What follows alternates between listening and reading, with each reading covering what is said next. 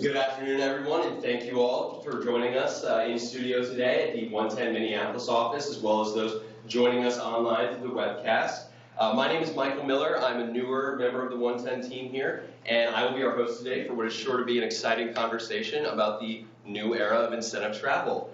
Some housekeeping items just to run through real quickly before we get started. We do ask that if you're joining us today in studio, you please silence those cell phones and keep all ambient noise to a minimum so as to not attract the attention of our cameras.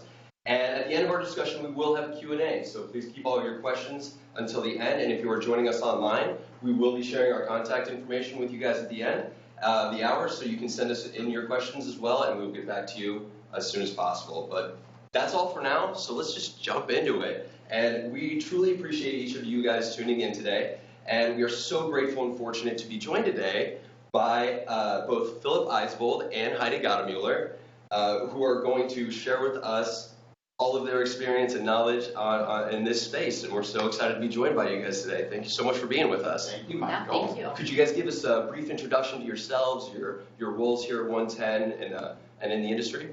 Yeah, absolutely. So I am Heidi Gottemuller. As you just said, I am currently a senior event manager with 110, so I work in a number of our operations programs for our clients, and I'm also one of the current site global young leader co-chairs. So that is a global organization that really focuses on those who are newer to the industry and newer to this workforce to really get people started.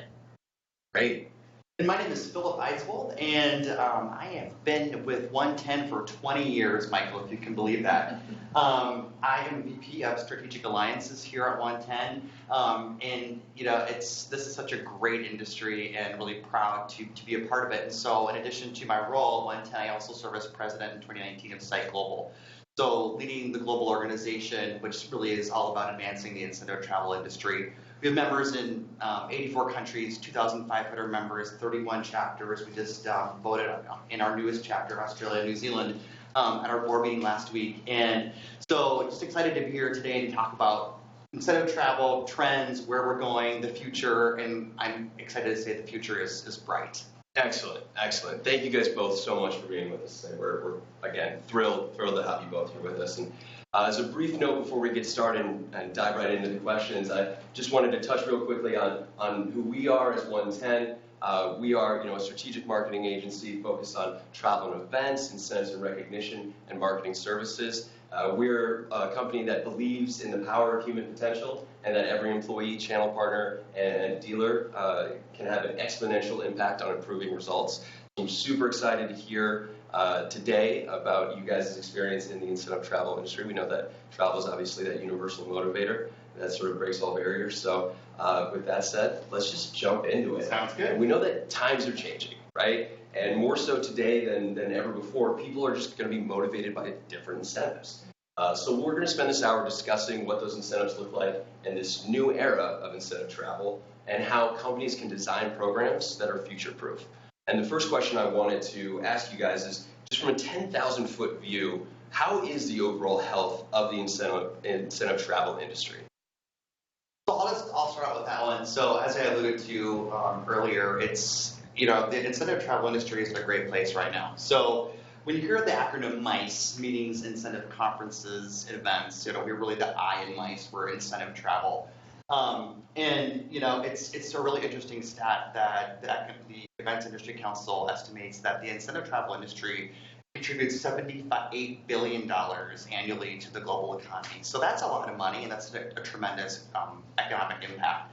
So when you think about our industry, it's a really important one as well, because within that MICE category, the incentives, the I in MICE is also the highest per person spend of all of the various meetings, incentive, conferences, events. And what that means is that it's a very lucrative segment of the events industry to be in. It's the one that all the destinations want to partake in because, frankly, we spend more in their destinations and we do more for the destinations. We put them on the map. We help them get the word out on really why you should invest and come to their destination. So really excited about where we're going. We've also got some great stats up on our slides right now around budgets are up, and this is all reports coming through the site joint travel index that we do with our partners, the Incentive Research Foundation and FICP. Financial Insurance Conference Planners. Okay. So this is sort of an annual survey that we do that sort of tells the barometer of the incentive travel industry to get an idea of where it's going, areas of focus, and really happy to share with you all that we're seeing increases in budgets, we're seeing increases in per person spend, and we're really seeing a wide range in terms of per person spend. On the lower side, right around that kind of $4,000 median mark, to even we're seeing some of our respondents saying that they're investing up to $50,000 per person for the super high-end incentives of their top achievers. So it's great to see that kind of investment into the incentive travel industry. But as we continue through on this, there are more qualifiers than ever, right? So there's a lot more people in the workforce. But this also says is that more companies are investing in incentive travel. And when you look at the stats here, this is a global survey that we do, and you see the highest lift in Asia, which is super exciting to see this because as an emerging market, Asia is really coming online as an important region for incentive travel. So really excited to see that. I mean, there's a huge global economic impact for that as well. So very exciting there. And from an incentive house perspective, of course, we are seeing increases in it as well. Part of this is, I think, certainly due to we've got a strong global economy right now. Companies are looking to attract and retain the best workforce as possible, and incentive travel is a really critical tool to do that. And we as an industry have learned so much from the last downturn, last recession in 2008. We're working really as you asked, future-proof this industry so that when that next recession, which inevitably it will come, that's just part of a normal cycle. What have we done, though, to make sure that that incentive travel is not something that gets cut from budgets? It should be the thing that is the first thing they should retain, quite frankly. Yep. Right? So that's really what we're working on with this as well. So that's my quick overview of the industry today. So we're really excited about it, and we'll talk more about it as we go. Absolutely. I think that's fantastic, and thank you again for all that insight. Those stats are incredible. Recently, our CEO, Bob Miller, was quoted in the Site Manifesto discussing the changing definition of luxury and how, as that changes and we move towards the future, we can create those future-proof programs, as you said. What are you guys' thoughts on this? How do we address this in the future of the design of those programs? Heidi? Yeah, I think that's absolutely paramount. I've not had quite as many years working at this company and in this industry as Philip has, but even in the years that I have been here, I've seen a change in that as well. So the luxury that people are going for are real experiences and their immersions, and they're really getting in with the cultures that they're visiting. It's not necessarily just what amenities are in the hotel rooms or how big an item the gift is that you're giving out. They really want to be that luxurious experience is something that they couldn't have put together on their own. So it's getting face to face with the mountains in Patagonia, or it's going on some little back alley crawl where you're finding the best restaurant. Sure. The Michelin stars are always popular, and I'm sure they always will be, but that footprint is expanding for sure. Absolutely. Philip, you mentioned there, budgets are increasing and things like that. I'm sure that just because budgets are increasing, it doesn't just mean more of the same. It doesn't. It means, there's more of the same, and there's more upgrades that you can always implement, of course, with higher wine budgets or, pulling things up a couple of levels. But it's also being a little more creative in how we can impact a greater percentage of the employees and how we can have a greater impact for the client and the company as a whole. So where in the past maybe there was one program for the top 3% of performers in the company, we would love to expand that and have more people go on the program and enjoy that travel experience that they've earned because they've worked so hard. But the reality is, with the national companies that we work with, there are many employees who work in smaller markets who maybe that top 3% wouldn't be attainable, but the top 5 to 7% would be. So creating a second program or maybe another experience for different employees within the same company, there's always creative solutions, and we're always tasked with finding them, of course, but finding ways to withstand that luxury and really do a bigger impact for the guests is always the plan. I think that's absolutely fantastic. And, when we talk about, you work so much on designing these programs and you've done so many of them. I'm curious to know, what demographic differences are taken into consideration, or how do you design programs that focus on what motivates and excites that individual outside of that top 3% or outside of that top 5% into those expanding categories. Yeah, absolutely. And into the future. So as you're looking at the demographics of whatever group and whatever lovely people you're traveling with, I think in the past, or one of the first things that I learned was thinking of them as different silos almost. So you have like a fun and sun group, or you have a cultural group where they're going to Europe and you're walking tours and all the steps along the way. But I think that the reality now is that as everybody gets a little more connected and we all get to learn a little bit more about where we're going, we're seeing a lot more where you're really playing to the different personas that you have on the programs themselves. Okay. So you have, maybe you have multi-generational, and so you need to also take care of those who are up and coming, but you have the people that have worked for the company for 20 plus years, you have the Phillips and the Heidis on the stand, that you want to make sure you're curating experiences for each of them, right? It's not one size fits all. Right. Totally agree with that. And when it comes to that multi-generational, it's all about making sure you're offering that right mix of, what is going to be the most meaningful for those attendees, right? So is it that more that face-to-face time with the executives, or is it creating that, amazing Instagram moment that they're going to share out to the world and to show their friends and family, Absolutely. They've worked really hard to earn this, and now they want to show off a little bit, which is what it's all about. Absolutely. Always. So keeping that in mind is really important, and something that, that we are doing. And I just want to, for a minute, maybe segue back to the reference that you made about the definition of luxury has changed and how the Bangkok Manifesto has sort of influenced that. I want to talk for a minute about, please. Could you about the introduce Bangkok. us to the Bangkok Manifesto? I just want to talk about what this means. So it's the site initiative, the Bangkok Manifesto, and a little bit about sort of how and what we did here. We felt like we needed to have some strong statements about incentive travel that really talk about its nature, its purpose, and its direction. And this is really a cool tool that can be used in so many different ways. And the way that what we did is we were in Bangkok at our global conference in January this year. We got together our national board of directors and our board of trustees, and we had a facilitated experience to talk about, when you think about incentive travel, what are the most important tenets about it? What are the most important drivers? How does it impact not only the winners, but the destinations? How does it impact the people that ultimately earn this program, earn this trip? And we came up with a lot of really good ideas. Spent 4 hours working on that. Then the next day we had an invite-only closed-door session where we invited some of the top buyers, some of the top hoteliers, some of the top DMCs that were at the conference, into a closed-door session where we really took these statements and culled them down into 10 top statements. From there, we crowdsourced at our final general session. We crowdsourced these top 10 statements and ranked them in the most important from top to bottom. And so we have these 10 statements all about incentive travel, and the definition of luxury has changed as one of them. So these top 10 statements were then we had what we call industry icons comment on them and sort of talk about them in real life application, what that means.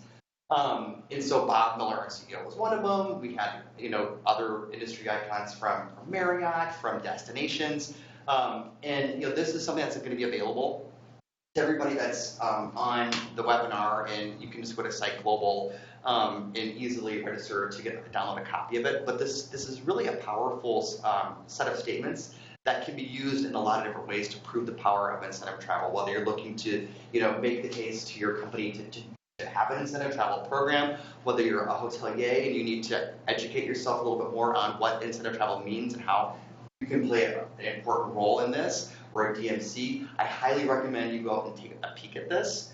Or whether you're a young leader, or whether you're trying to figure out why you need to get involved. May I? Absolutely. Please, thank you. I haven't had a chance. I was a little lucky. I got a chance to share through this a little bit earlier. Thank you for sharing with me a copy. Yeah, it's hot off the press. It's fantastic. It's a really great resource, and I can't stress enough. Yeah, for any of our wonderful DMC partners or anyone on the line that would be interested, siteglobal.com. Yep. They can go ahead and download a copy. And Heidi, I understand that you were actually on hand as well. I was part of the last group, not the VIP closed door session. I was part of the crowdsourcing session that came a little bit later on. But what was your experience? What Well, I think that it's always powerful powerful to ask the people for the opinion, right? So it's one thing to have this beautiful booklet that the powers from on high, I'm going to just keep looking at you as I say that they passed down and put together.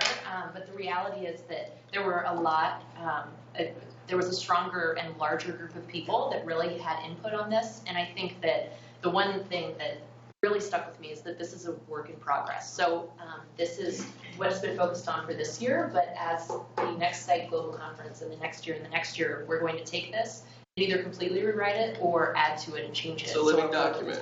Yeah? Yeah, it'll be prettier every year. So we're going to be revamping in Vancouver in January of 2020. So Excellent. If you want to, those of you that are participating, if you want to be part of this, the Vancouver Manifesto, this is an open invitation to join us at that conference and be part of kind of shaping this for next year. So I just wanted to share a little more about that. Sweet, and thank you for doing so. I really do appreciate it. And they can learn more about all the Vancouver trip at siteglobal.com. Absolutely. So go ahead, pick up your copy today. Hot off the presses. Very, very exciting. And we've already we touched a little bit on those demographic differences, multi-generational approach, how you guys think about that. The next question I wanted to ask you was, in line with that, in designing these programs, how important is the location? And will it become more important in the coming years or less? Well, I don't think less important is really a consideration. Probably not. Yeah. I think more important, or at least as important, is really the main takeaway there. With looking at how we're designing programs and what the different demographics are, part of regional background is a huge part of that as well. And bringing people either to a new destination, to a place where they've never been, maybe they've gone to all corners of the world, and you need to present them with something new, is a big factor in how we make that decision with location and where we bring people. Because the location of where you are is the base for everything that you do. Right. That's where you're doing activities and excursions and where you're picking up souvenirs. So the experience on a day-to-day basis is hugely based on the location. Similarly, we may have guests and winners that travel with us who don't get out in the world all that often, and taking them to a beautiful place like Istanbul would be a little too far outside of their comfort zone. So I think the location is paramount as you're looking at that demographic and what your background is, and comparing that to what the best fit is for that particular client. Huge. And destinations obviously very important. And it's fun to see how these emerging destinations have been coming online. And I think a great example has been Croatia. 5 years ago, it really wasn't on anyone's on the map as a destination. Now, we're placing quite a bit of business there. And it's to see how that destination has evolved and the infrastructure has grown, and they've really done a great job of making it easy to do business there. And so they're getting a lot of business. And so, it's important as an industry that we're always, where are the up-and-coming locations? And how are we helping our clients to making sure that they're considering everything they should be considering for their incentive travel experience? Because they can get, some incentive travel programs can get a little bit stagnant, but it's about finding that right mix or that location to meet the needs of the attendees. Sure. It's about that balance. Yeah, exactly. And so one of the programs that we do at Site is called Executive Summit. And every year we pick a destination that is either emerging or what I say re-emerging. Last year, the Executive Summit went to Rwanda, Africa, which is really burgeoning as an incentive travel destination. The incredible guerrilla trekking experiences and once-in-a-lifetime moments that we always are looking to create, with our incentive travel programs. But what was the pleasant surprise is it actually is very clean, it's very safe, and so it's all about how are we breaking down those perceptions of, Rwanda, gosh, that there's so much civil unrest there. Well, that was a long time ago. Sure. What is it now, and how can we bring these new and amazing destinations to our customers? And then, so this year, then, sort of the flip side of emerging is we're going to take the Executive Summit to Istanbul, as Heidi alluded to, because it's a destination that's incredible for incentive travel. It's gone through its fair share of political strife, and it's kind of has a perception of not being the safest place. They've done a lot to mitigate that. They're ready to welcome this business. Again, it's a great destination. So we're going to be going there in November to really promote that as, this is a great place to bring your incentive travel business. So, as an industry, I think it's important that we come together, in lockstep in support of that, because we need to have these, we need to have more destinations. We need to have more options. Absolutely. To keep our clients interested and to keep it, frankly, all of the eligible participants excited about the experience. Right. And keep it relevant as To well. keep it relevant. I think it goes to what we were talking about earlier about the generational differences and, people who've been maybe with the same company for 20 plus years, like we were talking about, who've been to these same destinations over again. You're not really giving them anything new. And I know here, actually, back in the Bangkok Manifesto, of those 10 points, a couple of them are wholly focused on the importance of those destinations and as an industry, the need to encourage more traditionally thought of as perhaps second or third tier or non-urban environments into that mix. So like you said, keep things fresh, keep things interesting. And then you guys also talked about the importance of those emerging destinations.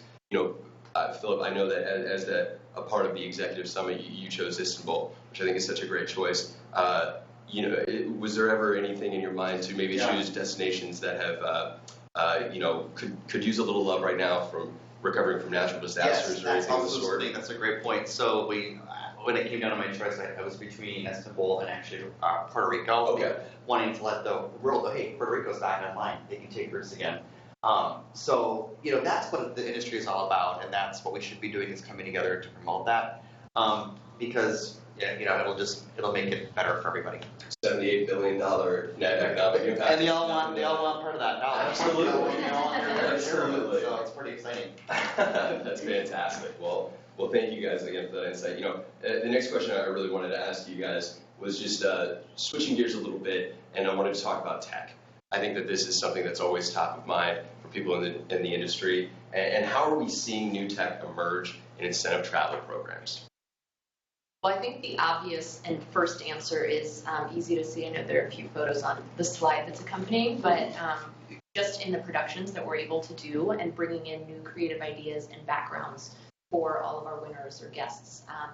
And if you look at those, we have a few, all of the new tech that comes forward brings us a little more opportunity in what we can do with our clients and when we're on site. So we can put screens up that will actually show people's faces and get them so excited about being there and being a part of the experience and earning their trip and where they're at. We also have the opportunity to just amp up that production because of it. Some of the small things that we've been seeing make a difference, I know with some of the partners I worked with anyway, the destinations or even the DMCs, the partners that we work with, have their own apps now. So I think people are a little more familiar with hotels having apps where you don't need to worry about where your key card is. It's just on your phone, it's in your pocket. But I also have a number of destinations that have their own mobile apps so that if you're 7:30 p.m., you feel a little guilty about calling people because you just need a restaurant recommendation, you can just pull up the app that they've provided, and you have information that you can trust and information that you can work off of. So I've seen that a little bit more often recently as well. Absolutely. I would agree with everything you're saying, Heidi. And when we're seeing, of course, when you think of high tech as well, like obviously, wireless internet is huge, but we're certainly seeing our customers invest more in increasing that bandwidth so that that everyone has the optimal internet experience, and frankly it's required for some of these things we're doing with the digital recognition walls and touch screen this, and these are the things that wow the attendees and they're going to take home with them and make that memorable experience. Well, and if I can say, they'll either our clients are investing in it or they expect it as a minimum. With the internet. With the internet. It's rapidly becoming more of a basic necessity. It's a requirement. It is at this point. Yeah, and then if I'm just talking about apps, I think when mobile apps, first kind of came online in the events industry, I think it was always sort of just, those will be meetings, right? That's a meeting tool. It's actually a great tool, and for incentives in this case, One10, we're certainly seeing it becoming really a mainstay for all of our incentive travel programs, especially when you've got that mobile app integrated into your event management platform system, and we can just have a one-stop shop for our registration website, to our mobile app experience, to social walls, and building that into the incentive experience. It's a great way to go, and also it's a great way to be more sustainable. It's a great way to be more green. That's a great point. More and more of our incentive our programs are going paperless. And I think that's something that people, it's like, we have to have our signage, and we have to have Actually, no. There are ways you can optimize the app to really create that directional experience, but it's going to be on your phone, so you're going to, your push notifications are going to be personalized to you. Don't forget to go to the spot in 15 minutes. Different ways you can leverage the tool as well around networking, and it's also fun to do some gamification elements as well while you're on the program as well, because if you're with a sales group, they tend to be quite competitive. So just a lot of fun ways you can incorporate, and make that mobile app experience sort of like what I would say 2.0, really elevated. Yeah. Well, this whole conversation centers around future-proofing these programs. I think that the technology piece of it is so important for so many reasons. You mentioned the sustainability part, talking about going paperless. If we pride ourselves on bringing people to these amazing destinations all over this beautiful little world of ours, we want to keep that world beautiful, right? And keep it, moving forward. So, the next question I wanted to ask you guys was, we know that travel is that universal motivator, and everyone wants to bring their people to amazing destinations, but how else do companies keep their people engaged in a program all year long? And I wonder if we can sort of tie that into the technology piece. How are you guys seeing that done today, moving towards the future? Absolutely. I think Philip and I both have experiences from our own clients that we can talk to this one for a couple of days. But to give you a few pointers, I think it's very easy to remember when you're on this really cool trip that you've earned, the hard work that it took you in the past to get there, right? And then you're focusing on how much fun you have. But the reality is that there's a period of time before you're actually traveling on the trip and before your airline tickets are booked, where you actually have to work to earn the trip, yes. Right? So it's not just a free candy handout like Halloween. There's that period of time where these employees and these guests are working to be on the trip, and during that time, there's always email campaigns, and you can always put up signage in the actual facility of the employer. Maybe you have little signs in the restroom. I think you mentioned you've done before, that you can do throughout the entire year. Okay. But sometimes it's really those little reminders. So maybe at the end of the trip for 2019, you talk about and do a little teaser about what's happening next year. So people already have in their minds before they get back home from this trip how hard they have to work to go on next year's super cool trip. Because every year you have to re-earn that, at least for the majority of clients I work with. I totally agree. We work with our clients to develop typically communications plan during the eligibility period that's touching them, the audience, at the right time with the right message. And a lot of this now has to be done digitally, just because we have so many employees that work remote, and the workplace is the futures. How do you keep those audiences engaged? So you have to be smart about what we do. Maybe that means a digital postcard of some eye candy images of where they've been going on the incentive travel program that gets sent out. Maybe it's a physical mailing that gets sent out to their home office of a little bit of a teaser or some sort of a mug they can look at every day and go, oh, I work really hard. So these are the things that we should be thinking of during that eligibility period. But companies that are really seeing an impact and seeing I would say an improvement in their overall incentive programs are those that have these communications going year-round. And on the screen right now, this is an example of at One10 we've got a tool called Performance. It's a comprehensive platform, engagement platform that can be leveraged in a lot of different ways for communications, for recognition, for nominations, for the actual reward redemption itself. But this is a great way to kind of leverage a great technology, bring it to all the employees, keep the incentive travel experience relevant and top of mind really all year round.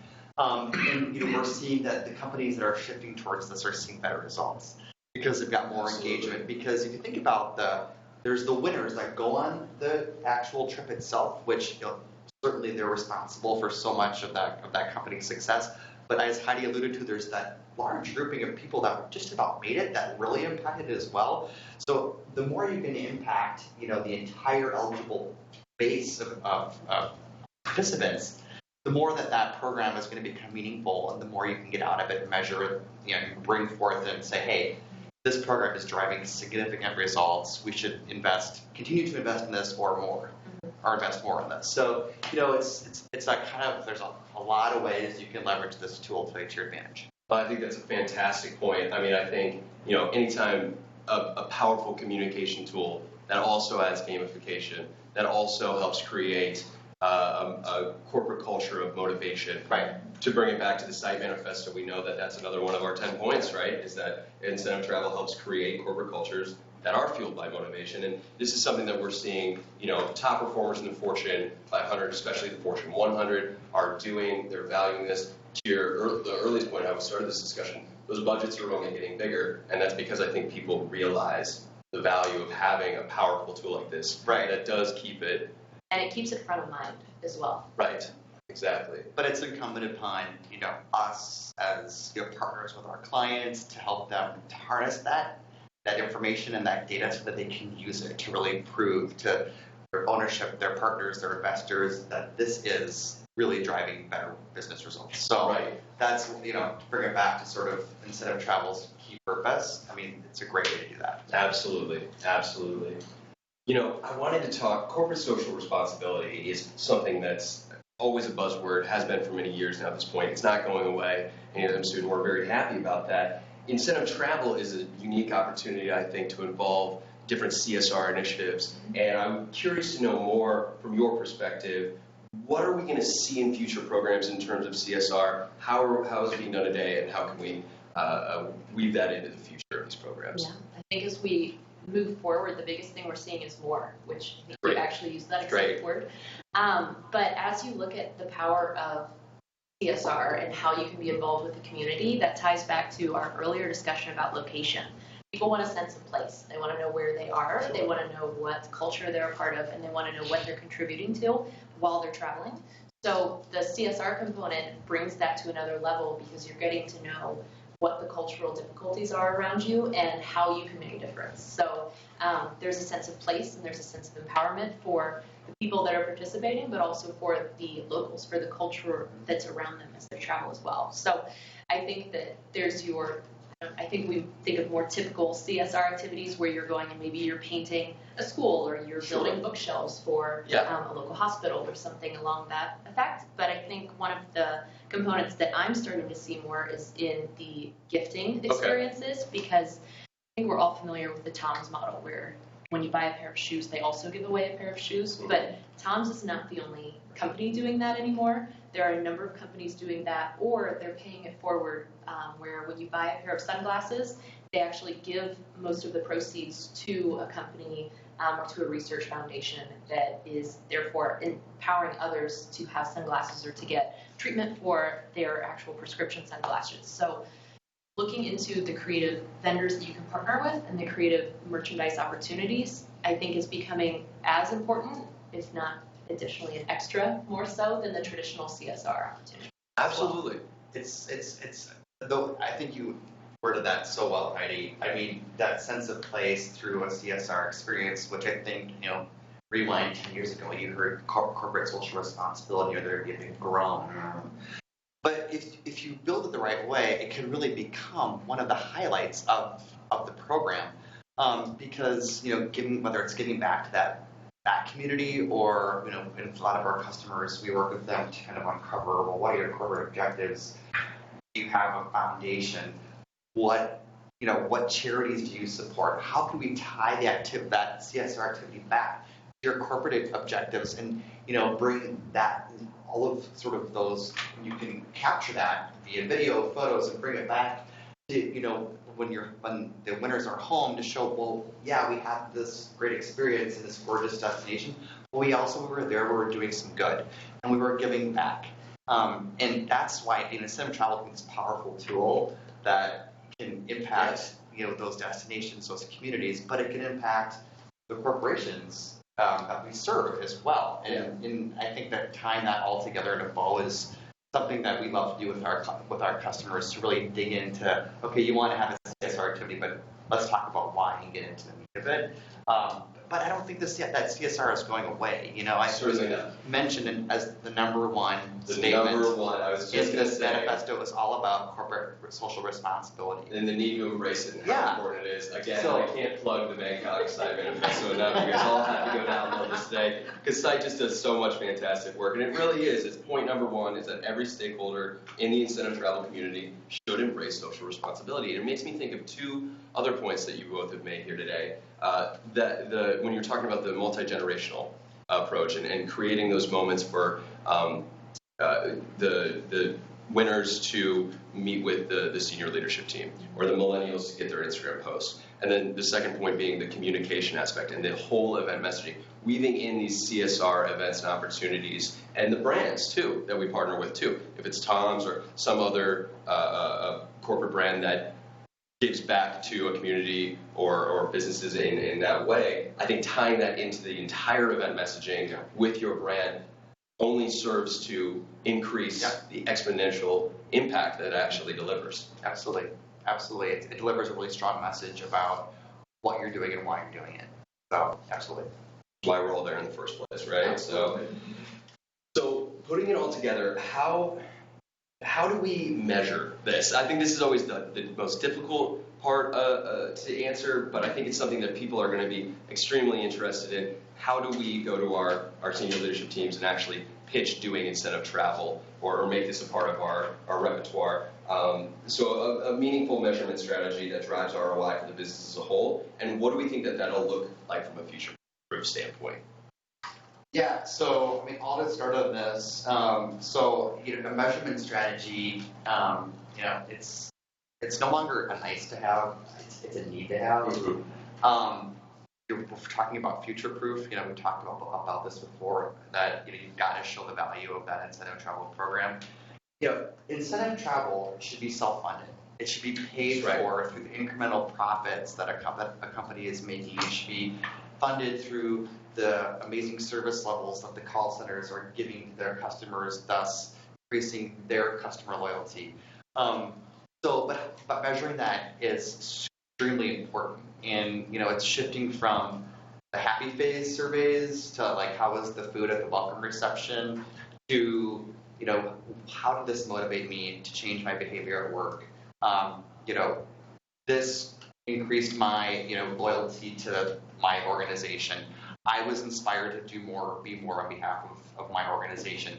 That's the meaty stuff that we want to start to measure. In a strong measurement strategy, just that the first year it's digging in and working to build the right questions, to build that foundation, and then each year from there, having sort of that same baseline of questions so we can measure lifts, measure areas where we have opportunities.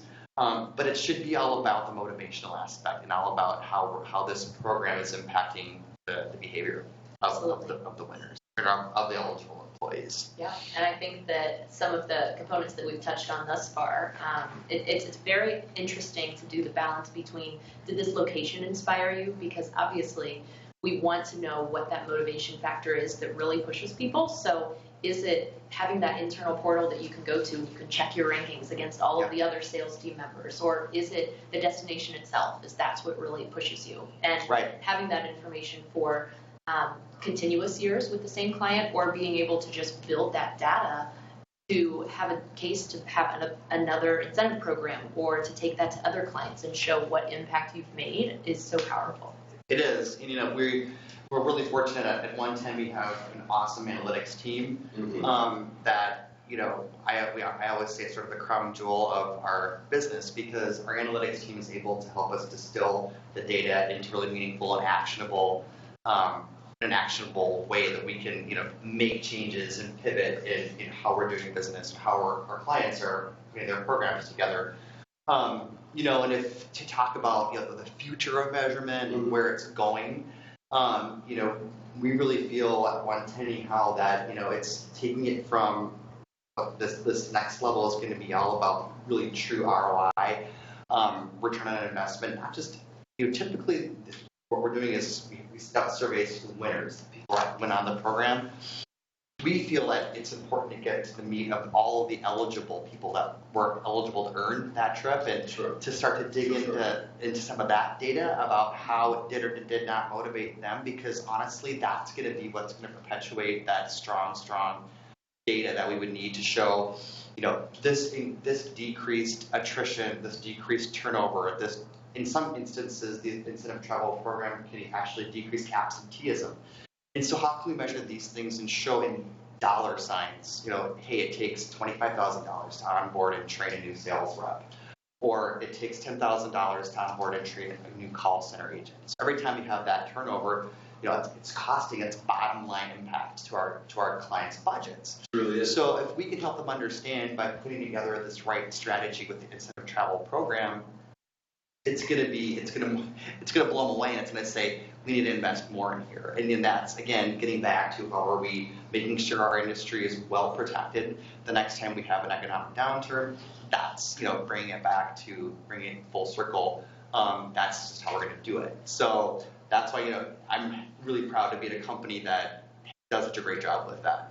And we can honestly, I love having conversations around analytics with my clients.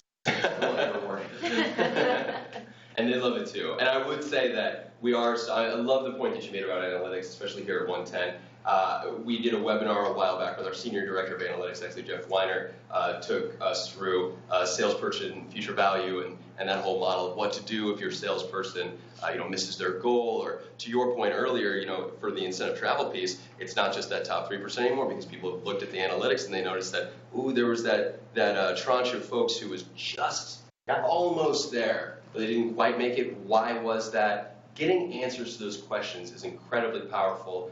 If anyone on the line has any interest, I highly recommend going and checking out Jeff's talk on our YouTube channel at 110 Inc. on YouTube. Yeah. And it's a fantastic look into how do you actually get some of the answers to those questions. I don't think it's going away anytime soon. Oh, no. And again, to your point, Heidi, these programs are getting better over time. The more years you operate these programs, they're only getting better because of those insights that we actually are able to garner from them. So I think it's an incredibly worthwhile point.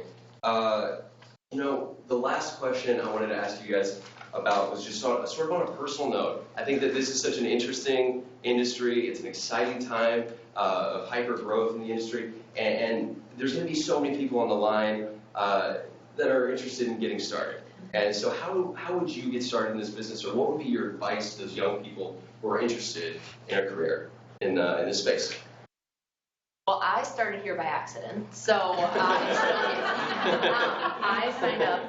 I went to the college career fair at my university and saw that there was the sign for a travel intern, and I love to travel, so I sent in a resume and went to the interviews. You're supposed to practice these things, so that's what I did, and I'm here. So that worked out really well for me, but I would say, when you think about an intern's job, you're thinking about copy machines, and you're thinking about hole punching, and you're thinking about all of those maybe more menial tasks, but those are the ways to get started. It's getting your hands dirty, it's getting your boots in the trenches, and it's getting started with the stuff that may not seem important, but is part of the general support for how it all operates. So, feel free to reach out to somebody or even just go into the closest hotel that you want to learn more about and try to get hired.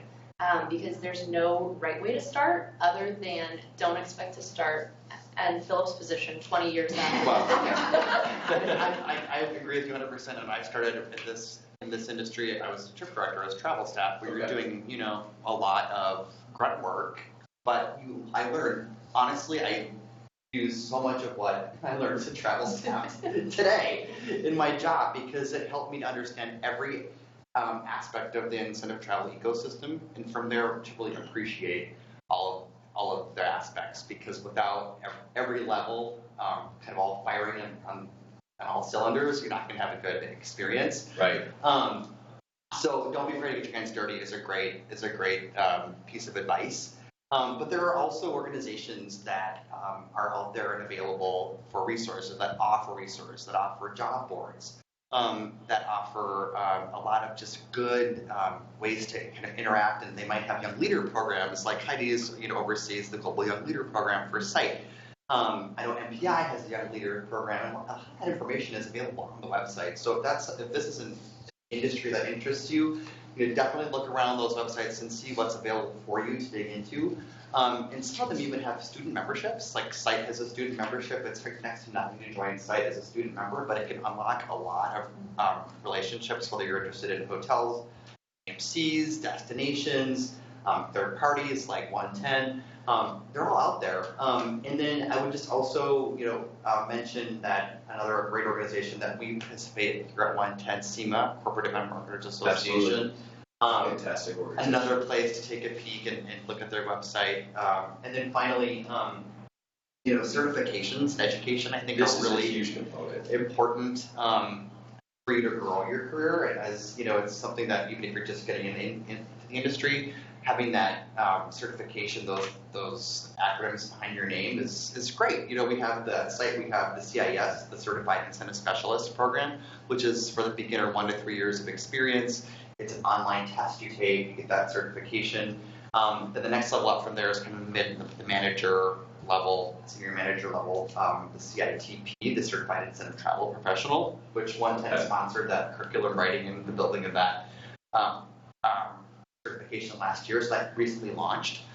So these are ways you can not only get into the industry, but also grow your career in the industry. And I think that will make you a well-rounded individual and give you, a full kind of 360 degree view of the industry. Yeah. I think that's a fantastic. Thank you guys so much for that insight. Oh, I have one more plug. Oh, please, yeah, absolutely. So for the Site Young Leaders Conference, which Yes, is coming up in September, if you are looking to get involved and to get started in the industry, or if you have a coworker who has only been around for a few years and you want them to get better footing and to build that network, Site Young Leaders Conference is in September 8th and 9th. Where's it going to be? It will be at the Park MGM. Okay. It's immediately prior to IMEX Las Vegas, so if you're going to be out there already, you can just come in a day earlier, hang out with us.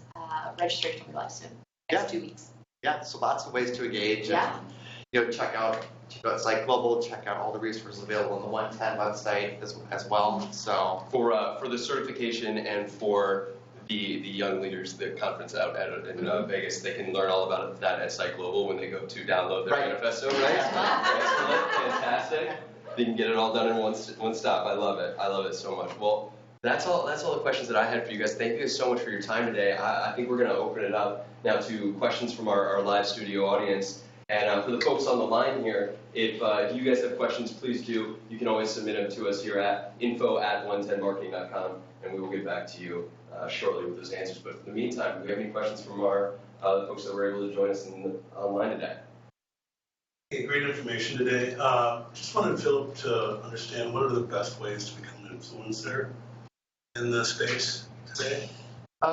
So again, I think it's all about being really active. That's so the question was how to be an influencer in this space today. I think it's being really active in the industry and as many levels as possible. And that means starting at your workplace and volunteering in as many different ways at your workplace. I mean, there are lots of different ways you can grow your career just by raising your hand and saying, hey, I'd like to, do this, or I'd like to focus on this initiative. Being involved in associations are, a great way. Site, MPI, SEMA, ILEA is another one that's out there. So yeah, this is an industry that you have a huge passion around, which I think most of us that are in this industry do have a huge passion around. Those are a few tips. Great. Do you have anything you'd like to add to that? That was pretty solid. Any others from the audience? Any other questions?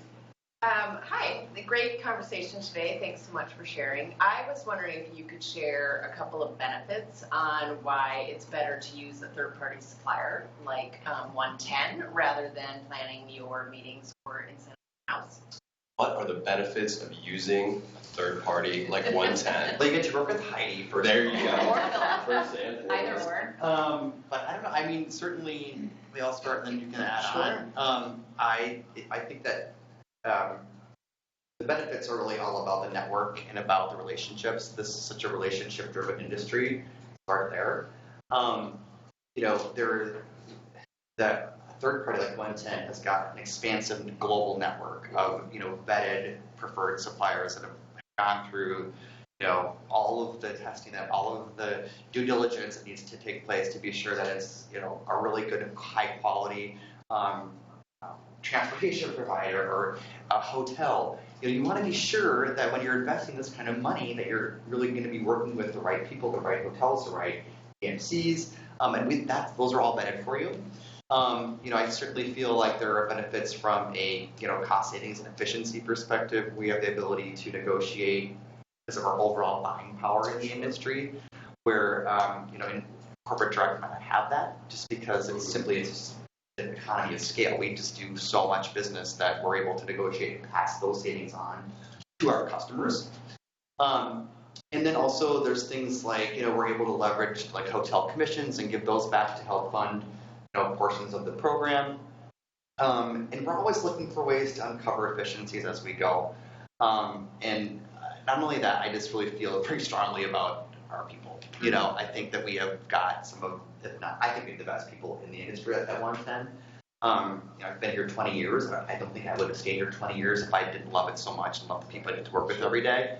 But just bringing that perspective to the table, from a big picture perspective, from an industry perspective, I think is a key benefit. Yeah, and I would second everything that you said, but to dive into that first part a little bit deeper, as somebody who does a lot of international incentives, you're working with just some of the simplest things that you might not think about when you get started. Things like language barriers. Having a company that you can work with who has those vetted partners available and who has already done that research for you, and you know that you have somebody on the other line that you can communicate with.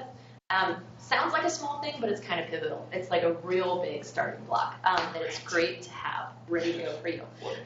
And when you're working with a company such as 110, you have that network already built for you. So when you are going out to get a program started, doing an incentive background program, even merchandise sourcing, because we have that network in place, you have a one-stop shop. So you come to the Philip or the Heidi or whoever, and they go out to all of the different people for you. So that ease of service, I think, I'm a busy person, but if you're trying to take all of that on yourself, in addition to whatever your regular job is, that just really adds to your value.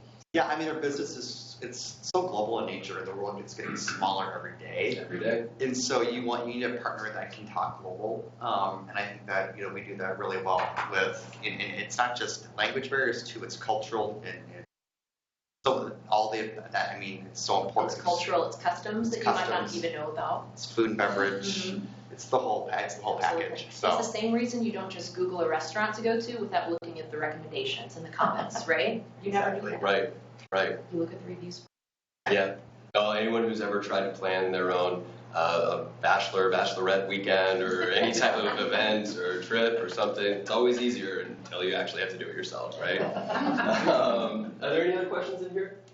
Yeah. Yes, please. So you've really driven home the importance of selecting how do you select a destination and what goes into the process? Okay, so the question was about how do you go about selecting the right destination for the particular program. I think Heidi's a really good person for this one. There are always a few different levels to that. That will depend on if you have background from this client as to if you're going for a first year, you've never worked together and you're building this relationship every day, having background information on what that demographic looks like. Is this a group of people that only travels once a year and they do it on this incentive trip, so they might not have passports? That is a huge factor as compared to somebody who has traveled all over the world and has had passports and visas for years and years and years and is very familiar with the process. So part of it relies on demographics. Part of it, I think, would rely on the infrastructure and the destination that you're going into. We talked about having this network of vendors and suppliers and partners that we work with, and having the right partners in place with the destinations is always key. We want to make sure we have the system put together for what we're trying to build for our clients. And we want to make sure there's enough to do there. We want to make sure that although there's this beautiful beach, if you're stuck on the island for 6 days and there's nothing to do, that's not going to garner the right experience either. So I would say it's making sure you're vetting out all the details, which would be the vendors as well as what there is to do and how to get there, and all the logistics that goes into that, as well as taking into account the demographics of the people you're serving. Yeah, I think our team does a great job of, when they're helping our customers to determine and land on where they want to go for their program. They always do a great job of throwing in a few wild cards too. It's always good to throw in a few, hey, have you thought of this? Even if it's the most traditional customer, oftentimes, I haven't, that's a great idea. Let's give it a shot, and then it totally can change the tone of the future of their programs. So, yeah, destinations are so important, but I think that we did a good job of bringing that to our clients. Absolutely. Any final questions here to the audience? Okay. I think that's all for today, you guys. Thank you to everyone for joining us. Thank you to Philip. Thank you so much to Heidi. Really appreciate you guys' time here today. To all of those joining us online, don't forget to please visit us at www.one10marketing.com. Follow us on all social media at 110 Inc. And that's all for now. Thanks you guys so much. Appreciate it. Thanks, Michael. Until next time. Bye, everybody.